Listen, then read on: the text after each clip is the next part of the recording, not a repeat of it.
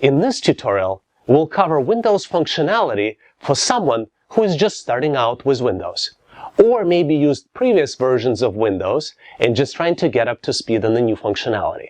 We'll start with Windows Desktop overview, look at the Start menu, look at the File Explorer, Settings, and I'll show you some coolest features that beginners can use right away, features that I use every day. So stay here with me on this channel. When you first log in into Windows 10, you see Start button, which you can click to get access to additional features, Cortana bar, then you have list of applications that are linked to the taskbar, then you have a status bar, and then you have a very quick button to get to the desktop. It's barely visible here on the taskbar. First, let's look at the Start button. When you click the Start button, you see a combination of what was available in Windows 10, Windows 8, and got morphed a little bit when Windows 10 was introduced. So this is the classic Start menu. You see the list of all the applications, which starts with recently added applications. And then in alphabetical order, based on each letter, it shows you what's installed on your computer. Now, some applications, as you can see, they have this arrow to the right, and which means that this is a folder, and applications underneath of this arrow, actual applications that you would need to click that are located in that particular folder. Here on the left, there is a section that shows you different functions, frequently used functions that are available. For example, the user ID that I'm using to record this video, called video recording, and this button shows you that you can switch between different users in your computer. You can expand this view of the Start and switch between the users. This is what this first button is for. You can access documents for the given user, access pictures, or access settings available to you as a Windows 10 user. You can also obviously shut down, power off, and there are different options for sleep, shut down, and restart of the computer. On the right, it's a Tiles menu, which is useful for touchscreen devices, and there are three categories for the tiles: Create, Play, and Explore. And like I said, it's especially useful for the users that using the touchscreen devices. As you can see, Tiles is Microsoft's invention, and they are very useful if you don't just use the mouse, but use rather touchscreen, because they're bigger and much easier to click. I wanted to point out, if you would like to learn more on the topic, please make sure to check the description of this video. Now let's continue and have more fun. Settings app is the simplified version of Control Panel that was available in Windows for a long time. Control Panel is still available. You can access it if you type the name of the applications in Cortana bar, Control Panel, and it shows up first on the list. And you can see and compare in the Settings app and in Control Panel that are available. I have them side by side, which are pretty much similar, but if you're used to more Control Panel, that it's probably going to be much easier for you to use, especially knowing that it's still available. Let me show you the easy way to access settings through the Start button. If you right-click on the Start button, you see that a lot of features available, and we see settings here, we see File Explorer, Search, and even Run, as well as shut down or sign out for the user and access to the desktop. So same Settings app I just showed to you, you can just right-click on the Start menu and select Settings, and it's available. I'm going to click Close and close Windows Settings app. Now let's look at the Tiles section on the Start menu. So in Tiles section, you see tiles, and as you can see, they're organized by groups, and tiles are of the different size. If you right-click on the tile, you have different options that are available. You can unpin from Start, which will remove it. Not the app itself, but it will just unpin and it will not show up. That's what pinning means. You can resize it, and there are 4 different sizes available. This is the medium size of the square. You can do a small size. You can also resize and make a wide size, and you can make a large size. Those are 4 different sizes that are available. I'm going to return it back to the medium size as it was, and as you can see, it fits nicely. And if I drag and drop tiles, especially if they match with the space available, you can organize them very nicely on your desktop. Each tile app, most of them also have additional settings, like for Weather app. So you can go into the app settings. Some tiles are live tiles, like for example, weather might show you the live weather based on your region selection, and you can configure it in settings, and you have some other additional options that are available. Let's look at the taskbar, and this is the bar at the bottom of the screen, which has multiple things.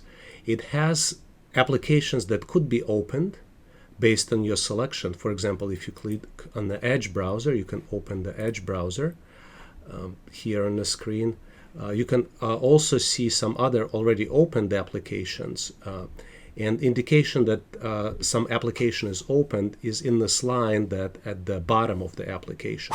You can also add additional applications to the taskbar, and the reason you might want to do it is so you can quickly launch them when you need to. For example, I do have Excel here pinned.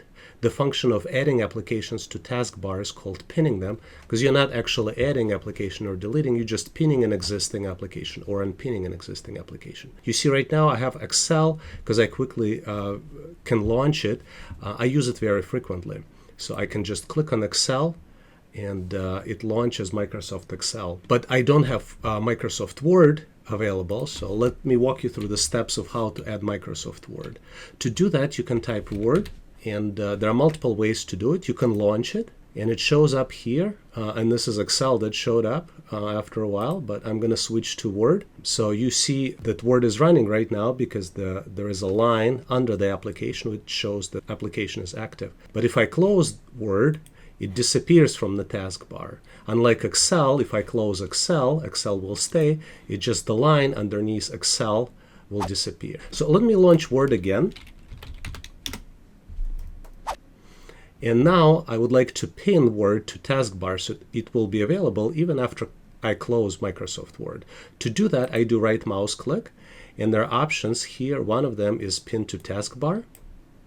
And now when I close Word, Word still is available and I can launch it when I need to. As you can see, a lot of functions in Windows are available through right mouse click. So when you do right mouse click on the taskbar, it shows a menu that's specific to taskbar. And one feature that you might find very useful is the fact that you can move taskbar on the screen. Right now it's at the bottom, but it does not mean that it has to stay in the bottom. The only reason it's fixed right now is because it's locked. But if you select unlock taskbar, then you can drag and drop it. It could be on the right, it could be on the top if you like it to. And you just need to find the empty space which you can use to drag it from place to place. And you can move it around the screen, and all other windows adjust based on your moves. I'm going to move it back and lock it again. Can I ask you to do me a favor? There are a lot of people that look for jobs that require skills described in this tutorial. Some of them even might be your friends. If you know somebody who would benefit from this tutorial and could potentially get hired by learning these skills, could you please share it with this person or group of people? Thank you very much. I really appreciate it, as I'm trying to help as many people as I can. Now let's continue and have more fun. I need to take screen prints in Windows 10 every day. Let me show you how to do it using the newest tool in Windows 10 called Snip and Sketch. Let's navigate to cnn.com. And to launch Snip and Sketch, you need to press Windows Shift S. And then you see cursor changes its appearance. And what you can do now, you can highlight the area of the screen that you're trying to select. And now Windows puts this information into clipboard automatically. And what you can also do, you can edit this image that you just selected, and maybe you want to share something with colleagues. So you highlight this using the highlighter tool, for example, and you sketch around. Then you can put it into clipboard again by using Control-C. And then let's say you need to paste it in Microsoft Word. You open blank document and use paste button to paste this information. And you see the sketcher and the highlighter I used remains in the image. You can make some additional editing is the tool as you wish. You can use maybe pencil, highlighter and pencil in different colors. It allows you to change the colors. We already looked at the highlighter. If you don't like something, you can erase it. This is an eraser. You can add a ruler. and you can change the ruler to protractor as well. If you don't like any of those, you can just remove them. Or you can crop the image and make it smaller and remove some things that you don't want to show in the image. Maybe you want to point out just specific sections of the image and the picture that you're trying to share. And once you're done with editing, you can save the image on your drive in a lot of different formats, or you can copy it into clipboard and use in other applications. Very cool features of Snip and Sketch. Snip and Sketch is extremely useful tool and definitely improves your productivity in Windows 10. Another cool feature in Windows 10 is dark mode for File Explorer. By default, when you launch File Explorer, it shows with the white background, which a lot of times creates a lot of pressure on your eyes, especially if you watch on your screen a long time during the day. So what Microsoft did, they enabled dark mode. Dark mode allows you to work longer without putting too much strain on your eyes. Let me demonstrate you how to launch dark mode. You go to Settings, Personalization, then you scroll down and go to Colors, and here you look at choose your default app mode, and by default it's light, but you can switch it to dark and see what happens. You see immediately background becomes dark, and it becomes dark in the settings as well as in File Explorer. So now I'm going to close settings. When I launch File Explorer, now you can work longer without feeling too much stress and being tired. Now let me show you Snap feature in Windows 10. Using Snap feature, you can work jointly with multiple applications. For example, I want to work with 2 copies of File Explorer so I can see in both copies how to copy information from one place in Windows in my file system to another location. To do that, I'm going to launch second copy of File Explorer. I already have one running, so I'm just going to click on the File Explorer again, and you see that there are 2 copies of File Explorer that are running. I'm going to say File Explorer, so you see that there are 2 copies running now. But I have to switch between the copies. Let's say if I want to navigate to different places, for example, from pictures, I want to copy some files into the documents. It's not very convenient. Obviously, I can rearrange the applications, but there is a Snap feature, and you use shortcuts, Windows button and right keyboard button. And what it does, it first of all shows all the applications that are running right now on the left, and it snaps the application that's currently in focus, and snaps meaning that it takes exactly half of the window, and it takes right half because I clicked Windows and the right button on the keyboard. Now let me do the same thing for the second copy of File Explorer. I just clicked on this and it filled the left half of the screen. As you can see now, both applications, with just a couple mouse clicks, they can fill the screen and use maximum space allowed, and I can see in both and I can navigate in both between documents, for example, in desktop and downloads folders, and I can drag and drop. And you can use it not just for File Explorer, you can use it for a lot of other applications if you're trying to see side by side and you don't have a second screen and just have maybe one laptop screen. This is what I currently have, and this is an extremely useful feature and definitely improves productivity. Microsoft extended this feature even further. So for example, on the right side, if I make the File Explorer in focus, I can push the up button, Windows up, and then it holds exactly a quarter of the screen. And for example, I can fill in the lower part of the right side with the third application. So I can have 3 applications potentially, or even 4 applications if I do the same thing with applications on the left side. So very cool feature called Snap. Another cool feature in Windows 10 is Task View as well as Timeline. Let's look at those in more details. For example, if you want to see all applications currently running, you press Windows Tab, and it shows you that I currently have multiple applications open.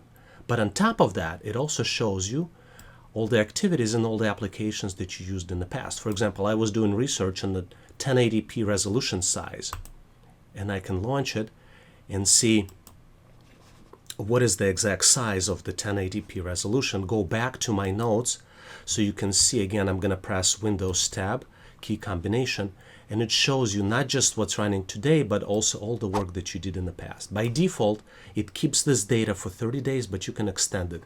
Just see the instructions of how to add more days into timeline. Now let's look at another cool feature in Windows 10, which is called Virtual Desktops. To use it, you need to go back to Task View, which you can do multiple times. This is a Task View button, or you can also use Windows Tab, as we did in the previous review.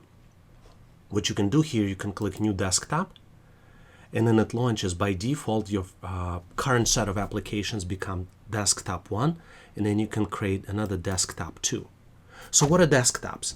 Desktops allow you to set up a specific set of tasks and work on those specific set of tasks, imitating multiple computers. So for example, throughout my day, I do multiple tasks. For example, I research topics in the browser.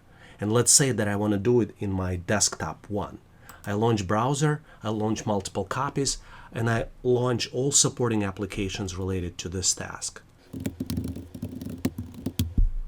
Maybe I have browser running. Maybe I have research going on here in this desktop. Now I want to switch and record the video. I only want to show relevant stuff in my recording. So what I can do for that, I can create a new desktop, right? Or switch back to my original desktop and complete the recording. And then the third task, maybe what I'm going to be doing for my video, I will be creating thumbnails. So I'll launch new desktop, desktop 3, and I'll have all relevant applications running in here, which might be Windows Paint,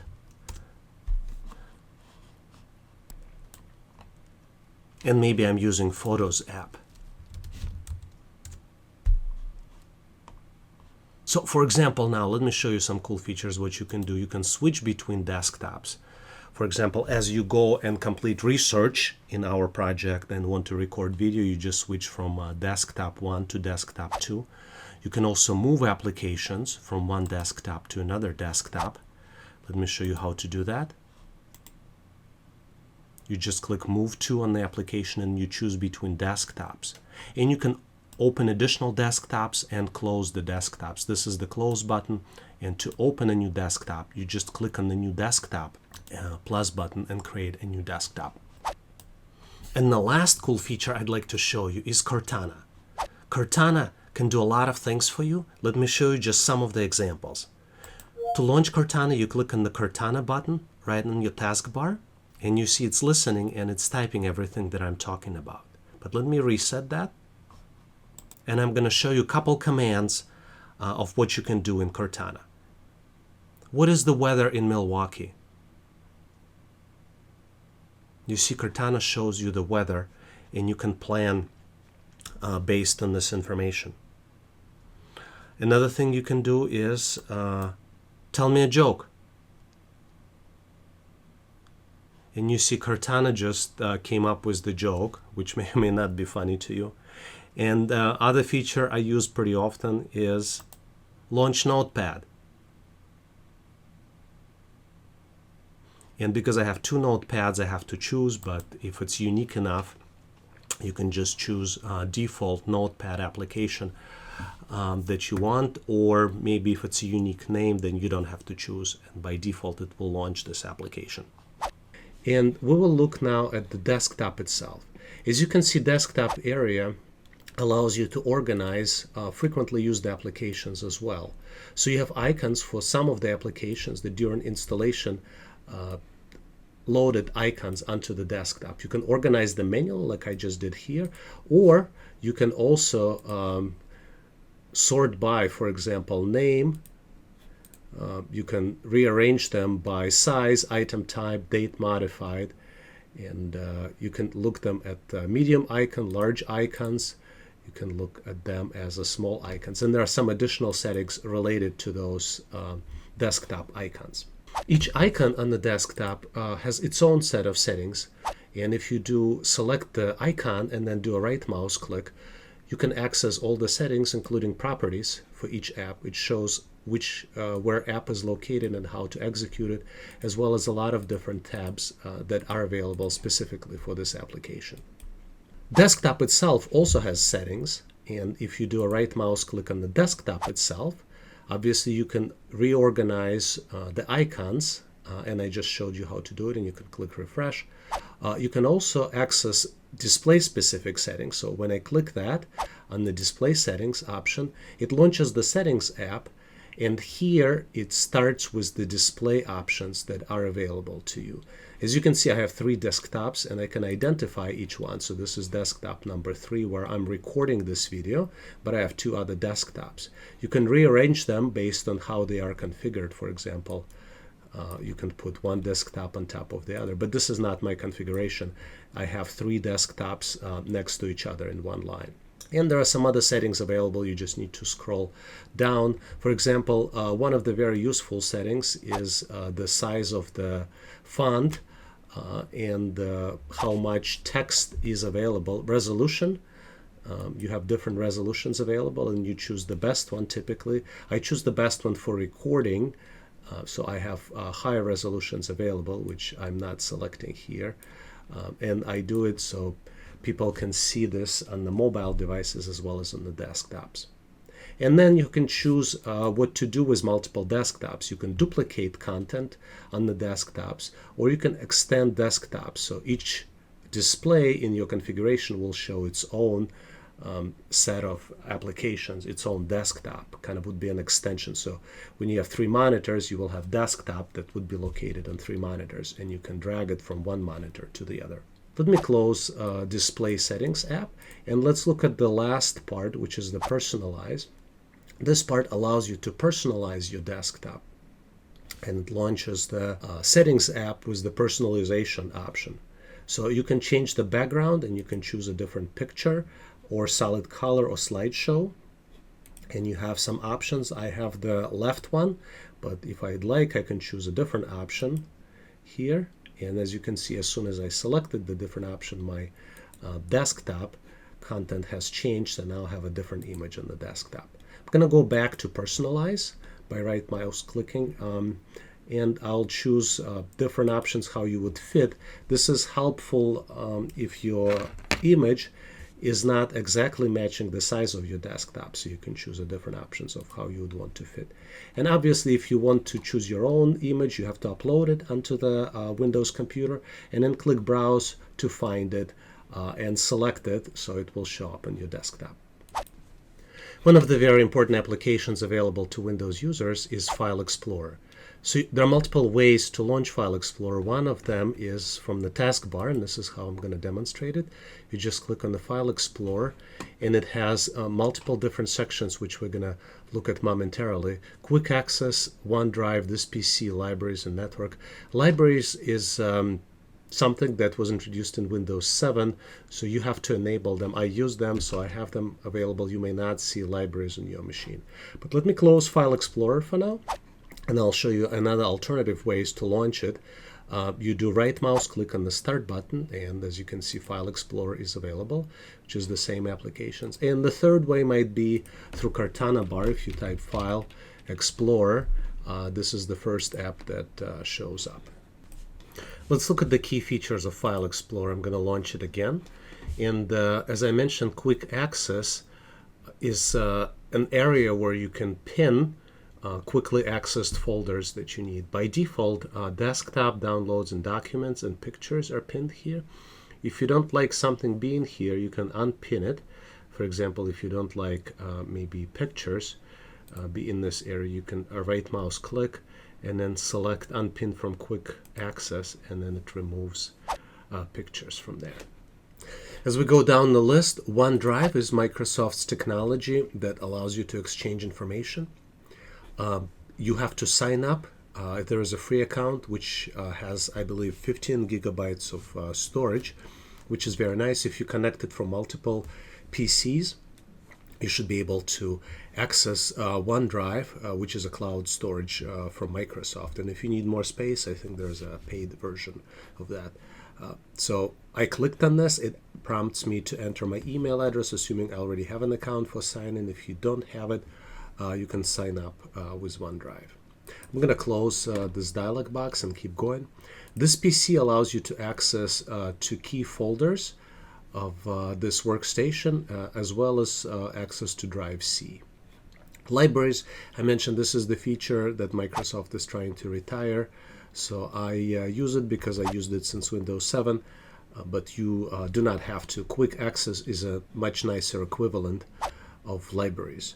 And then network allows you to see which workstations are connected to your local network, so you can connect to those workstations and exchange data. Let me show you a couple cool things you can do with File Explorer, since as the name implies, it's very useful to work with the files. So I clicked on the documents and do have some sample documents here, and your view might be different, and I'll explain you why it might be different and how to change the view. So you see names of the files, date modified, type of the file, and size. Sometimes you don't see file extensions. I specifically enabled them, and I'll show you how to do that in case you're interested. But if you move through the tabs, and this is the ribbon interface, which as you can see has multiple tabs, in this case File, Home, Share, and View, and you can move between the tabs. And in the Home tab, you have most frequently used functions. For example, you can have a new folder created by clicking a new folder button, and you can has the name of the folder. By default it's a new folder name, but you can just say it's documents. You just type in the name. In the view, you select what type of view that you would like to have, and you can switch between details, which is what I currently have, maybe to list view, which is more simpler to understand. View details has a lot of information, or maybe content view, or just the icons, small, extra large, or medium types of icons. What I mentioned to you is that I enabled extensions because I'd like to see what type of file it is before clicking on the file. And to do that, I showed you, you need to click on the options. Again, I'm going to walk you through. You click on the view and then click on the options button, and it brings up the folder options dialog box. And there are multiple tabs here. One is General tab, another one is View tab, and this is where you select display file extensions here, as well as display some other options.